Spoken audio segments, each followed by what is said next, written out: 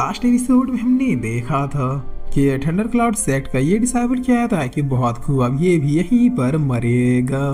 तो अब लिली क्या देखी, लेकिन हमने तुम्हारा क्या बिगाड़ा जो हमारे पीछे पड़े हो। जिस पर चीन क्या था कि वो इन दोनों ने ही तुम्हारा ये हाल किया था। तो अब ये लड़का क्या था कि तुम शुहिया और उस वेस्ट को संभालो, मैं जरा इस नई लड़की से मिल के आता हूँ। जिस पर लुइसा कहती कि हाँ जल्दी अब जरा जान पहचान हो जाएगी, लेकिन तभी लुइसा कुछ फील करती हुई कहती है कि क्या किलिंग हो रहा। तो अब सीन क्या था कि इन दोनों को मारने के लिए तुम्हें हाथ गंदा करने की जरूरत नहीं है। इसने मेरे दोस्त को हर्ट किया है, इसलिए बदला भी मुझे ही लेने दो। जिस पर यह लड़का काफी उछल के आती हुई कहता है कि अब ये जाबे। तभी सीन काफी फास्टली इसके पास पहुंच जाता है और पहुंचते हुए कहता है क्या जरा भी दया नहीं आई जब तुम दोनों मिलकर अपने से काफी कम लेवल की एक अकेली लड़की को परेशान कर रहे थे। तो अब इतना कहते ही सीन इसका एक पूरा हाथ ही उखाड़ देता है, जिस पर ये लड़का पीछे गिरते हुए कहता है कि क्या। तो अब ये देख के ये दोनों भी काफी ज्यादा शौक हो जाते हैं।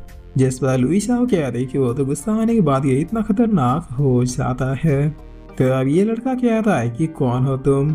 जिस पर सीन कहता है कि अभी के लिए तो तुम्हारी मौत हूँ, बताओ कैसा लग रहा है खुद बुली हो के, क्या तुम्हें इंसल्ट फील हो रहा है। तो अब ये लड़का क्या था कि तुम जानते नहीं कि तुमने मेरा हाथ काट के कितनी बड़ी भूल की है। जिस वसीन क्या था डोंट वरी अभी पूरा भी खत्म कर दूंगा, तुम्हारे जैसे लोगों का सिर्फ हाथ काटना इनफ नहीं है।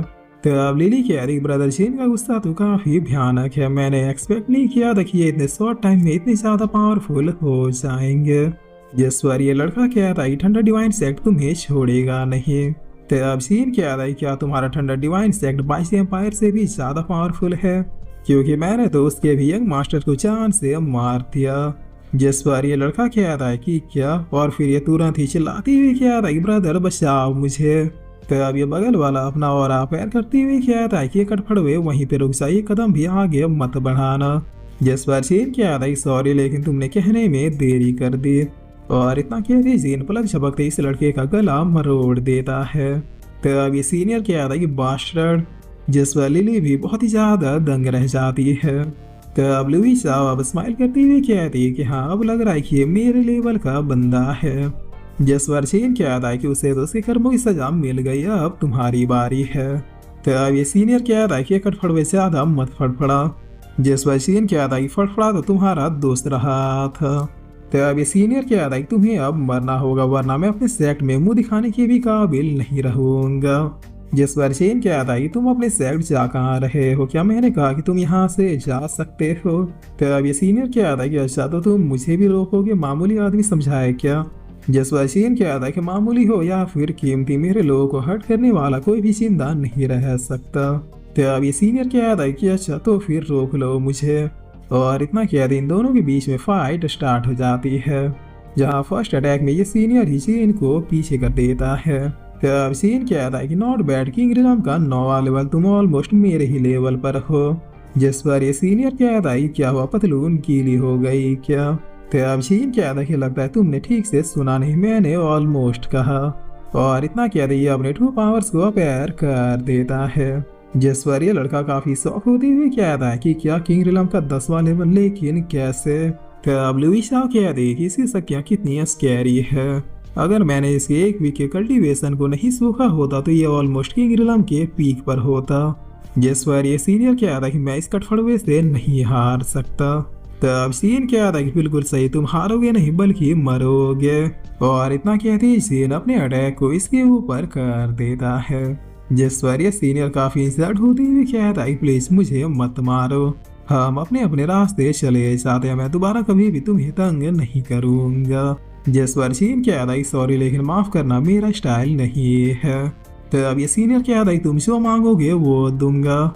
जिस पर सीन कहता है तुम ऐसा कुछ भी नहीं दे सकते जो मुझे चाहिए। तो अब ये लड़का यहाँ से भागते हुए कहता है कि नहीं मैं नहीं मार सकता। जिस पर जेन हंसते हुए कहता है कि मौत कोई शराब नहीं बल्कि वरदान है, लो इसे हंस के एक्सेप्ट करो।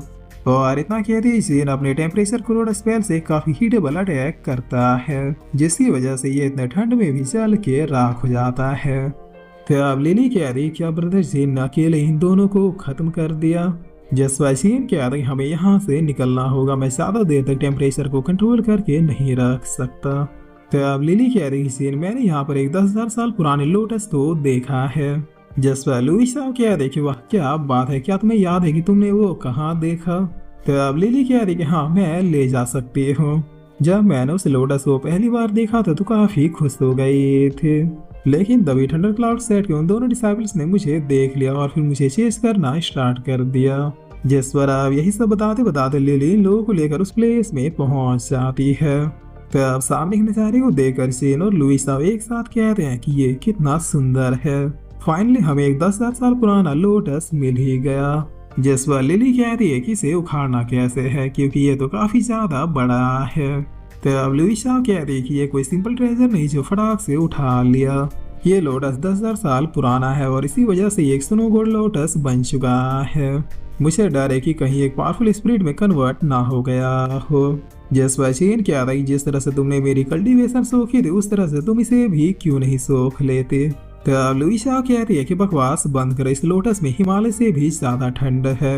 अगर डायरेक्टली इसे एब्सॉर्ब करने की कोशिश की तो फिर मैं जम के ही मर जाऊंगी। क्या तुम्हें अभी तक रियलाइज नहीं हुआ कि इस प्लेस में इतनी ज्यादा ठंड क्यों है।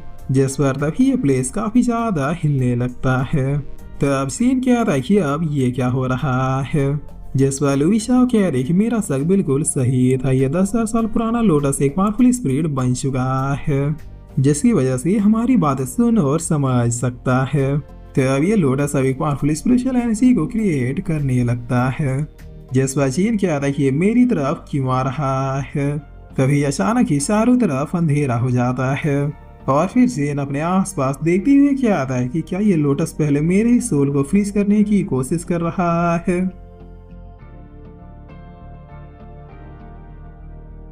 और फिर इसी के साथ ये एपिसोड यहीं पे खत्म होता है।